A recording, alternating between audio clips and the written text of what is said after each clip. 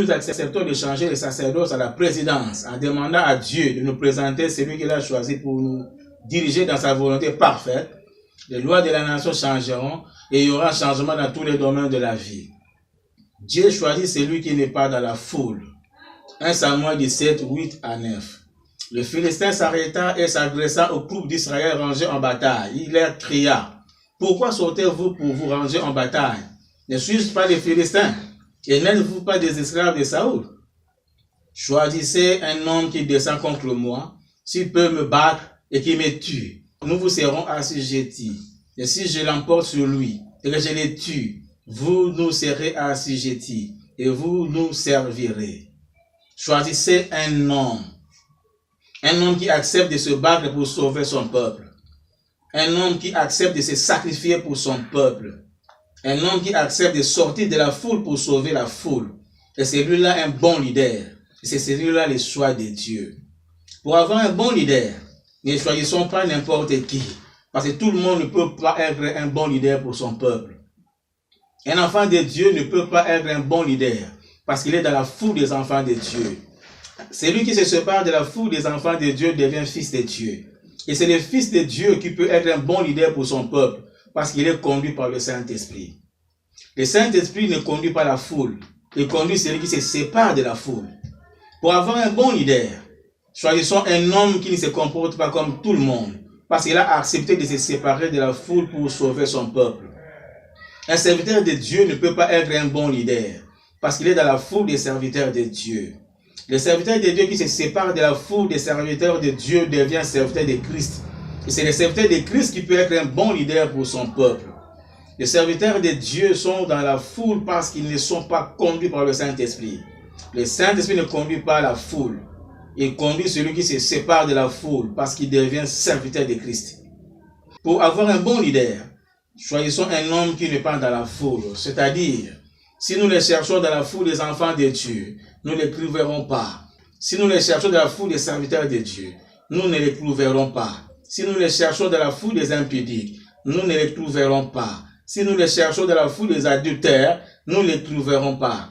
Si nous les cherchons dans la foule des ivrognes, nous ne les trouverons pas. Si nous les cherchons dans la foule des infidèles, dans la foule des tribalistes, dans la foule des orgueilleux, dans la foule des hypocrites, dans la foule des méchants, dans la foule des homosexuels, dans la foule des occultistes, dans la foule des menteurs, nous ne les trouverons pas là-bas. Si nous les cherchons dans la foule des péreux ou des foussards, nous ne les trouverons pas. Si nous les cherchons dans la foule des détourneurs, dans la foule des injustes, dans la foule de ceux qui ne pardonnent pas, nous ne les trouverons pas. Si nous les cherchons dans la foule des polygames, dans la foule des opposants, dans la foule de la société civile, dans la foule de la majorité présidentielle, nous ne les trouverons pas.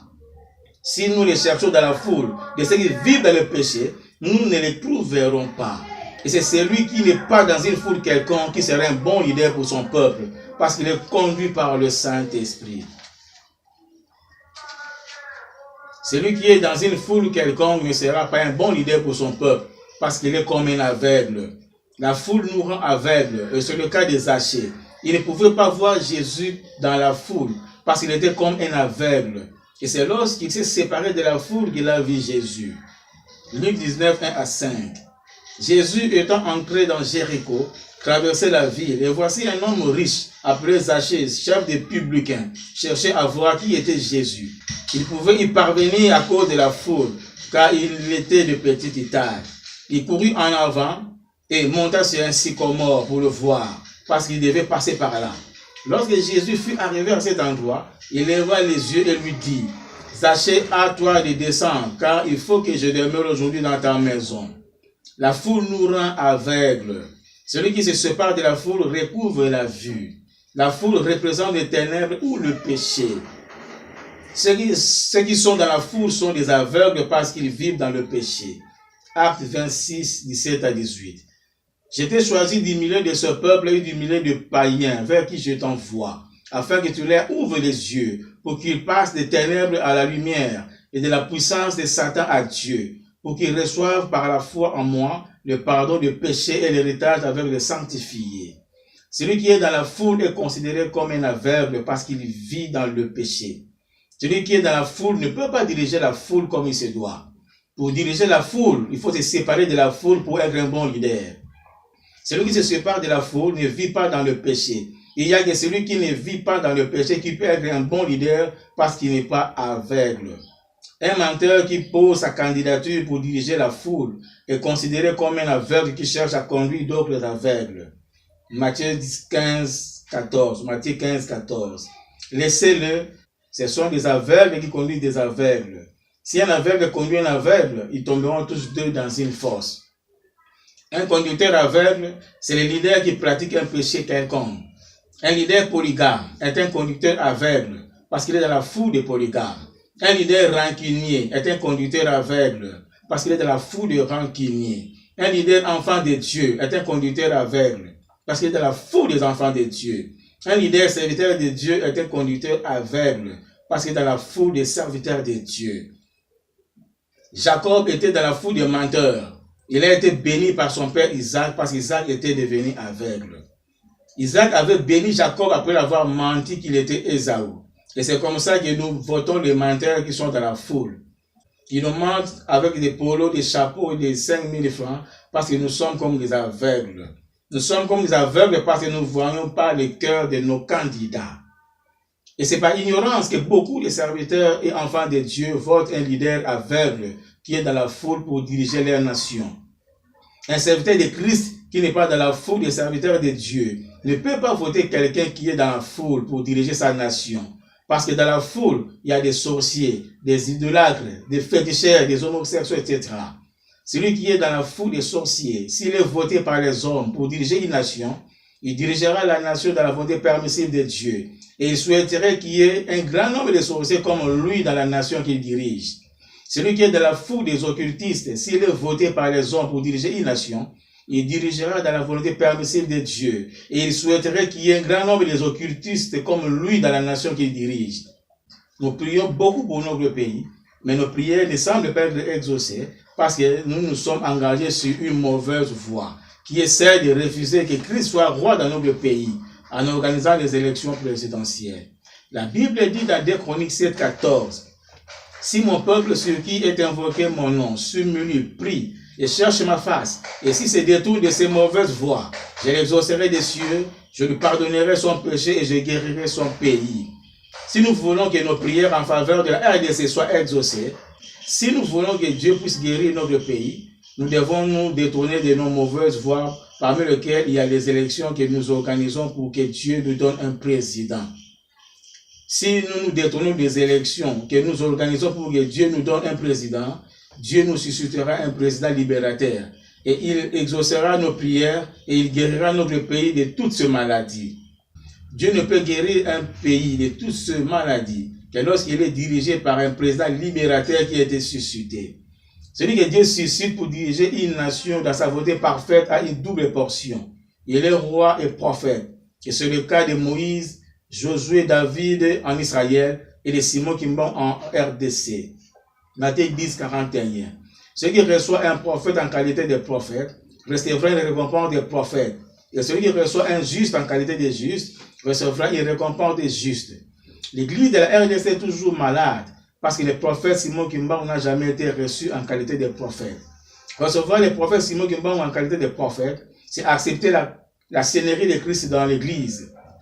Et si l'église accepte de recevoir le prophète Simon Kimban en qualité de prophète, elle recevra la récompense des prophètes, c'est-à-dire Christ sera établi Seigneur de l'église. Nous avions dit que celui que Dieu suscite pour diriger une nation dans sa volonté parfaite, il est prophète et roi. Et le roi que Dieu suscite dans sa volonté parfaite est un homme juste.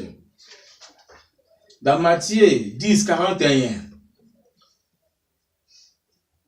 on peut dire aussi, celui qui reçoit un prophète en qualité de prophète recevra la récompense des prophètes dans l'église. Et celui qui reçoit un roi en qualité de roi recevra la récompense des rois dans sa nation. La RDC est toujours malade parce que Simon Kimban n'a jamais été reçu en qualité de roi. Recevoir Simon Kimban en qualité de roi, c'est accepter la royauté de Christ en RDC. Et si la RDC accepte de recevoir Simon Kimban en qualité de roi, elle recevra la récompense de roi, c'est-à-dire Christ sera établi roi en RDC. Le roi que Dieu suscite pour diriger une nation est un homme juste. Il dirige la nation avec justice.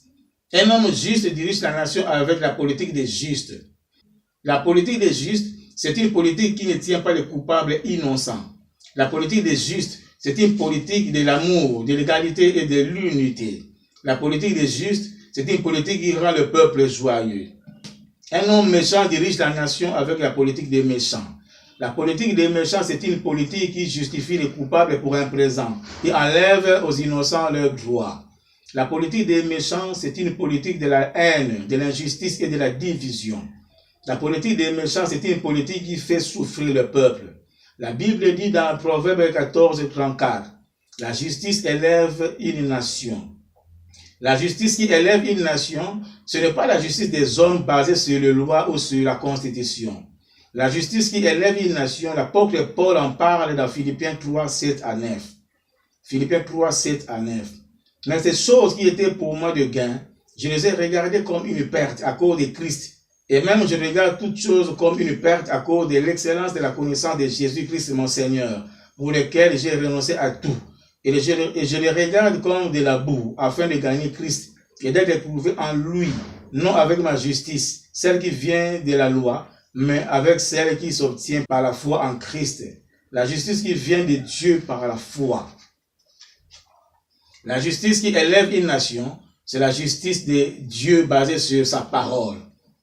Car ce n'est ni de l'Orient, ni de l'Occident, ni du désert que vient l'élévation, mais Dieu est celui qui abaisse l'un et élève l'autre, dit la Bible dans Psaume 75, 7 à 8. La justice qui élève une nation, ce n'est pas la justice de ce monde, c'est la justice du royaume de Dieu. Matthieu 5, 20.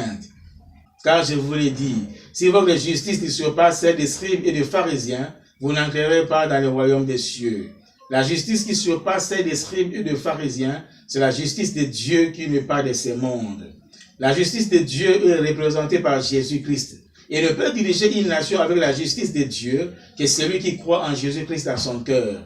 Ne peut diriger une nation avec justice que celui qui est juste parce qu'il croit en Jésus-Christ dans son cœur. Un homme juste ne pratique pas les péchés parce qu'il est disciple de Jésus-Christ. Une nation ne s'élève pas parce que le peuple prie pour la nation, mais c'est lorsqu'elle est dirigée par un homme juste.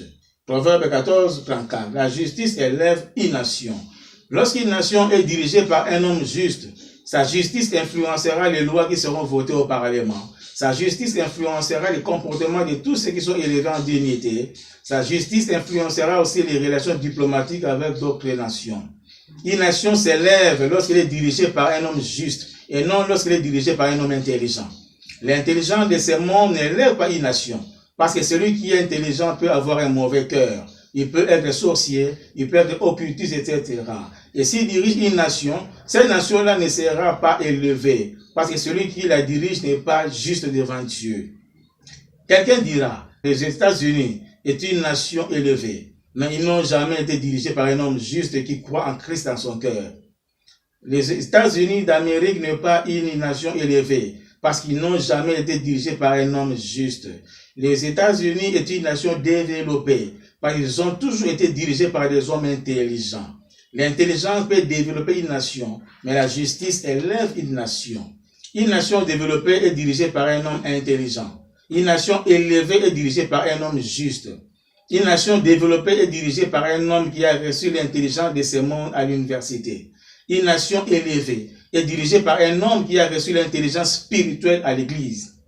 Colossiens 1, 9 à 10. C'est pour cela que nous aussi, depuis le jour où nous en avons été informés, nous ne cessons de prier Dieu pour vous et de demander que vous soyez remplis de la connaissance de sa volonté, en toute sagesse et intelligence spirituelle, pour marcher d'une manière digne du Seigneur et lui être entièrement agréable, portant des fruits en toutes sortes de bonnes œuvres et croissant par la connaissance de Dieu. Une nation développée est dirigée par un homme intelligent. Le développement d'une nation n'est pas une garantie qu'il n'y aura plus la famine, n'est pas une garantie qu'il n'y aura plus la guerre, n'est pas une garantie qu'il n'y aura plus des attentats terroristes, n'est pas une garantie qu'il n'y aura plus de catastrophes naturelles, n'est pas une garantie qu'il n'y aura plus de maladies épidémiques et de maladies incurables. Une nation développée donnera au peuple le meilleur de ce qu'elle possède. Mais le Seigneur ne donnera presque rien au peuple parce qu'il n'est pas roi dans une nation développée. Il y aura des riches, mais qui vivent dans le péché. Un pays développé peut être dirigé par un occultiste.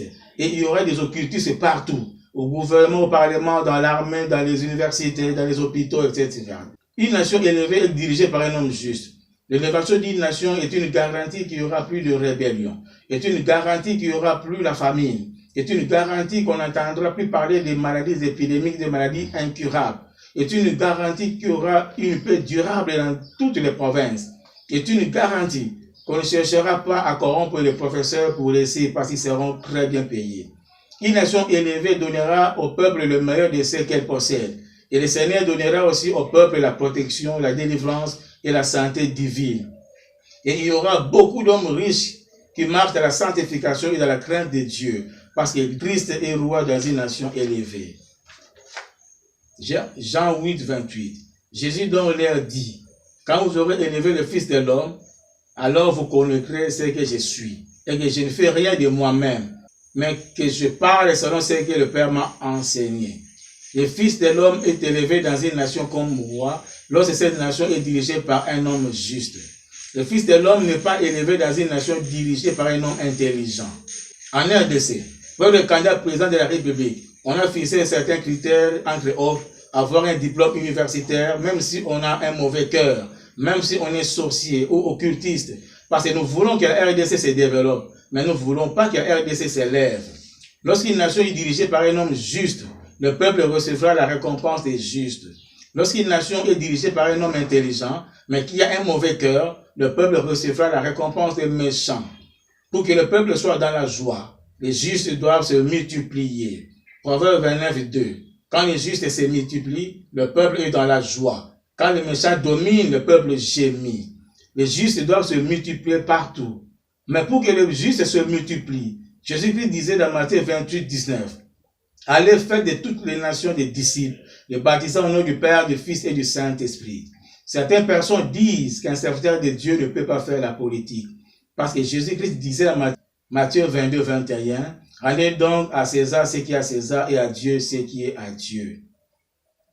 Ceux qui disent que les serviteurs de Dieu ne peuvent pas faire la politique ne savent pas que la politique change par rapport à la personne qui l'exerce. La politique se définit comme étant l'art de gouverner un État et non l'art de mentir. On peut gouverner un État, soit avec la politique céleste, soit avec la politique terrestre. Celui que Dieu suscite dirige la nation avec la politique céleste, parce que Dieu est leur roi. Celui que Dieu donne par les élections dirige la nation avec la politique terrestre, parce que Dieu n'est pas leur roi. Ceux qui disent qu'un serviteur de Dieu ne peut pas faire la politique ne savent pas que Dieu était roi en Israël. Et le roi dirige une nation avec la politique.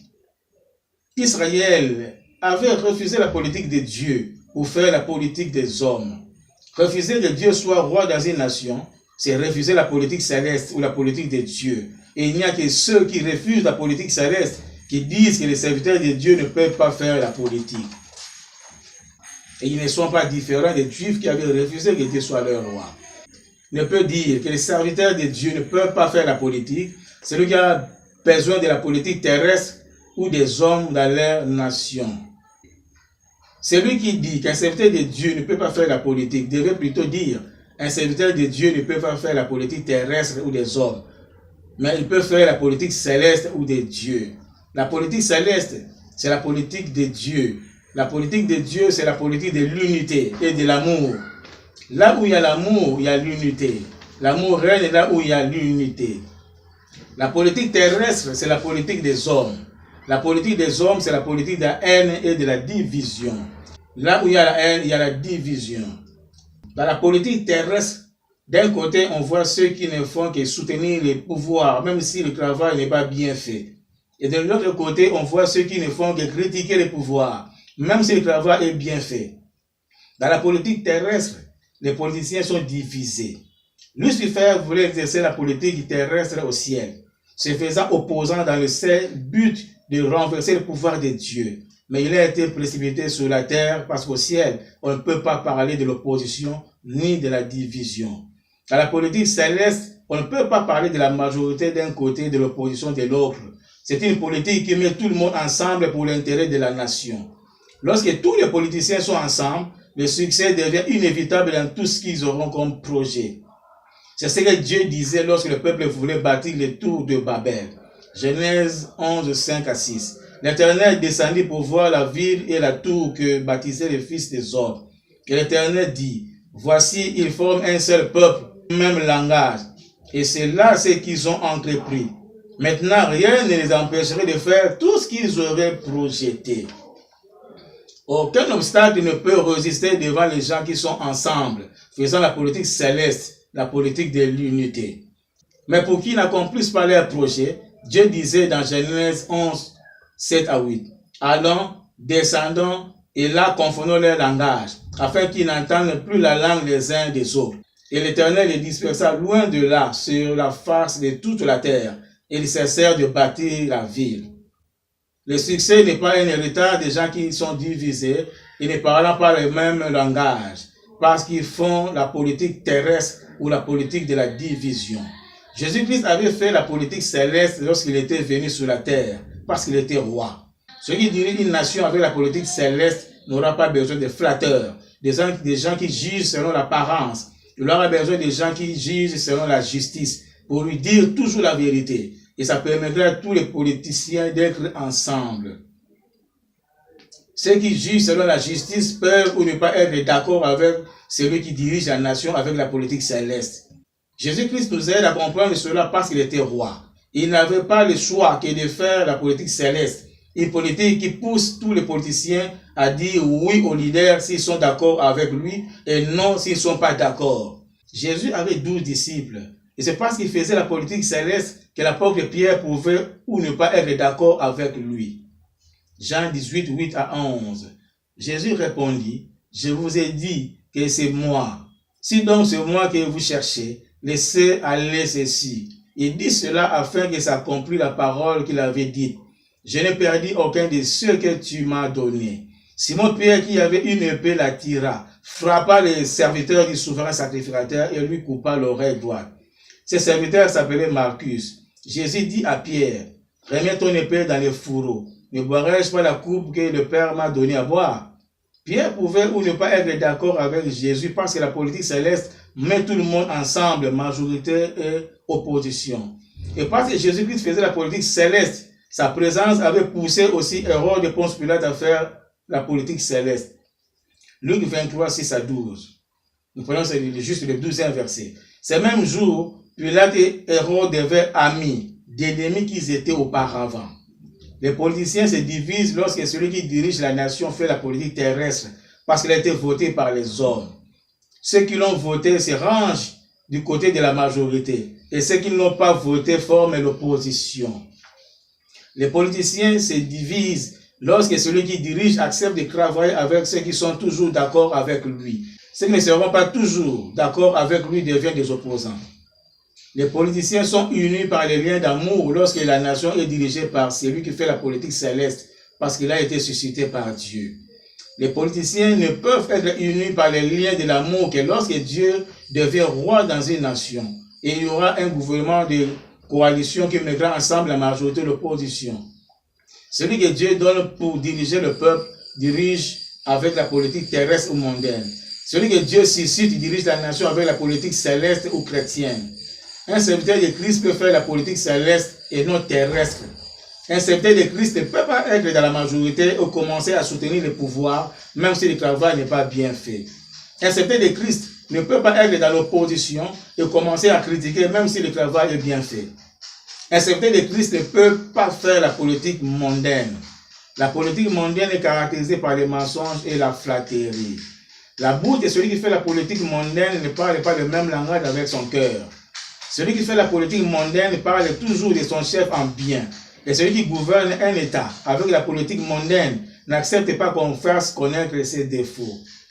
Ceux qui disent que les serviteurs de Dieu ne peuvent pas faire la politique ne savent pas que les serviteurs de Dieu font la politique mondaine dans l'Église avant de gouverner la nation avec la même politique. Celui qui fait la politique mondaine dans l'Église parle toujours de son chef ou pasteur de l'Église, où il prie en bien comme s'il était établi par Dieu, avocat du pasteur de l'Église. Il n'accepte pas qu'on révèle les défauts de son pasteur, ni les erreurs de l'Église. Jésus disait dans Luc 26, 26, Malheur lorsque tous les hommes diront du bien de vous, car c'est ainsi qu'agissait leur père à l'égard des faux prophètes.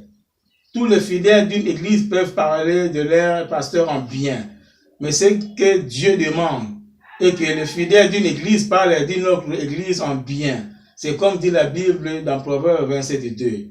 Qu'un oncle te loue et non ta bouche, un étranger et non tes lèvres. Celui qui fait la politique mondaine dans l'église ne révèle que les qualités de son pasteur et de l'église par flatterie. Il se rend aveugle aux défauts de son pasteur et aux erreurs de l'église. Jésus disait dans Jean 7:24, ne jugez pas selon l'apparence, mais jugez selon la justice. Celui que Dieu donne pour diriger le peuple aimerait qu'il soit jugé selon l'apparence. Ne peut juger quelqu'un selon l'apparence, celui qui fait la politique mondaine, se comportant comme un avocat. Ne peut juger son pasteur selon l'apparence, celui qui se comporte comme un avocat. Celui qui juge selon l'apparence ne révèle que les qualités. Et celui qui juge selon la justice révèle aussi les défauts. C'est comme dans Apocalypse 2:1-4. Celui qui ne peut pas révéler les défauts de son pasteur, parce qu'il refuse de juger selon la justice, qui ne révèle pas non plus ses qualités, pour ne pas juger selon l'apparence comme font les flatteurs. Révéler seulement les qualités d'un serviteur, c'est de pousser dans l'orgueil et l'incrédulité. Malheur lorsque tous les hommes diront du bien de vous, car c'est ainsi qu'agissait leur père à l'égard des faux prophètes. Révéler les défauts d'un serviteur, c'est de pousser à la repentance et à l'humilité et au changement. Ne jugez pas selon l'apparence, vous voulez aussi dire, ne vous comportez pas comme des avocats. La politique mondaine est caractérisée par les mensonges, mais la politique chrétienne est caractérisée par la vérité.